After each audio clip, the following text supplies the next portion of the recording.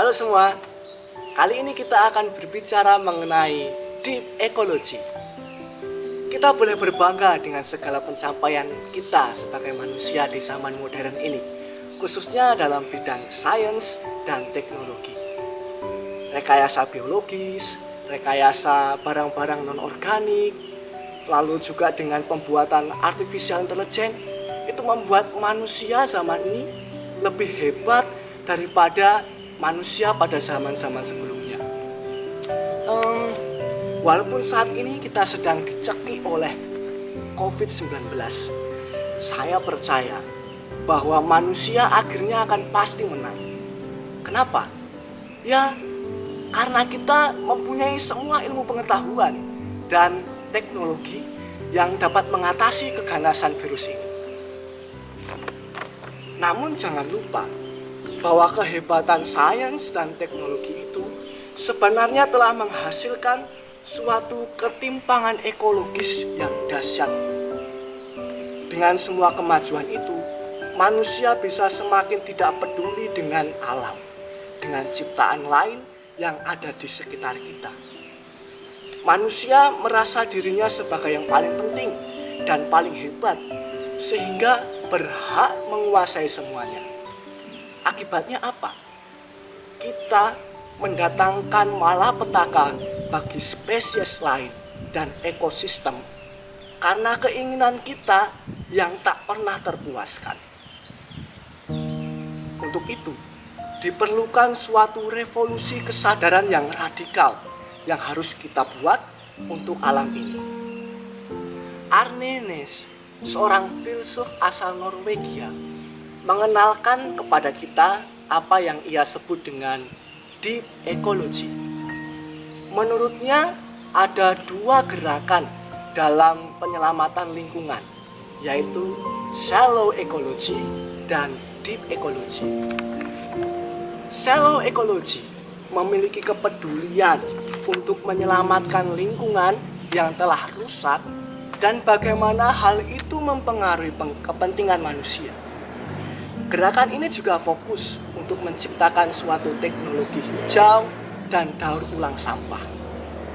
Mungkin kita pernah diajak atau bahkan melakukan kegiatan seperti mengelompokkan jenis-jenis sampah atau menjadikan sampah sebagai sebuah kerajinan yang punya nilai jual.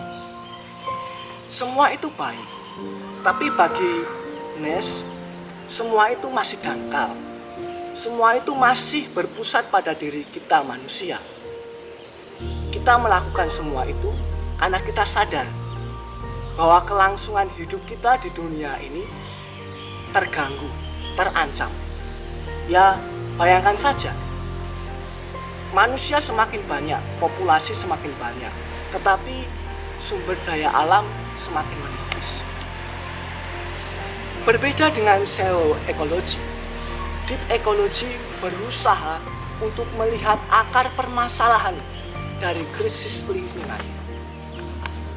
Deep ecology menekankan dimensi budaya dan ideologi yang menyebabkan masalah lingkungan. Sebagai contoh,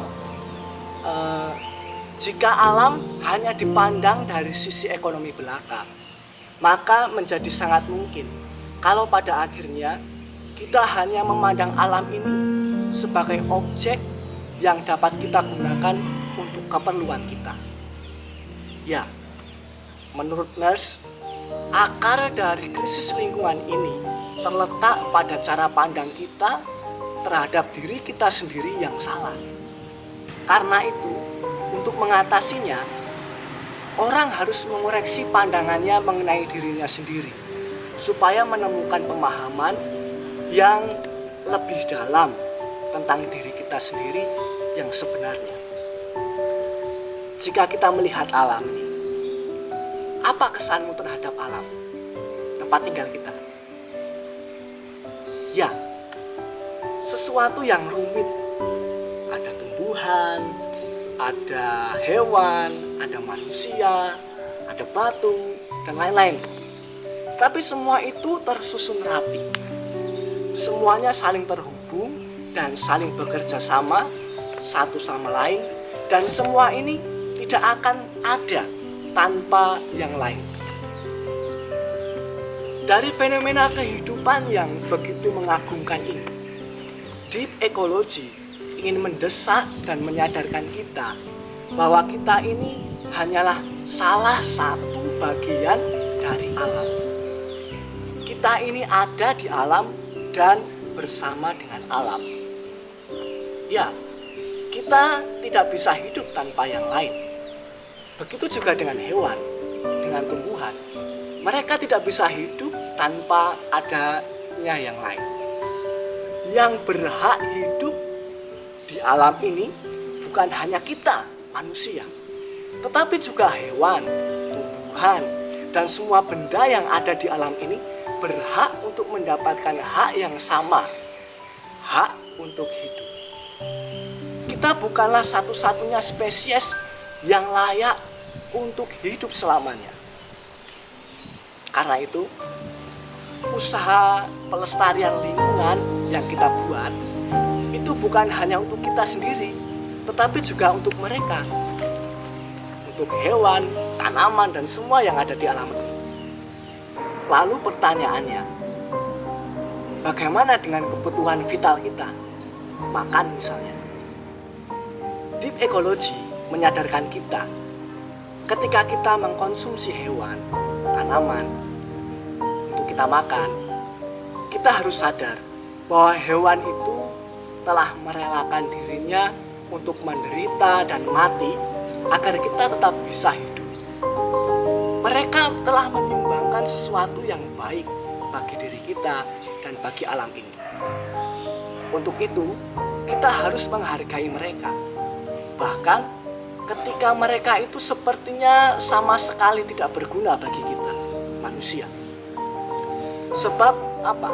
Mereka itu mempunyai nilai intrinsik dalam diri mereka sendiri yang harus bebas dari kepentingan kita. Sekali lagi, alam dan semua yang ada di dalamnya mempunyai nilainya sendiri, dan kita sebagai manusia harus bisa memeluk mereka dengan kasih. Sampai jumpa.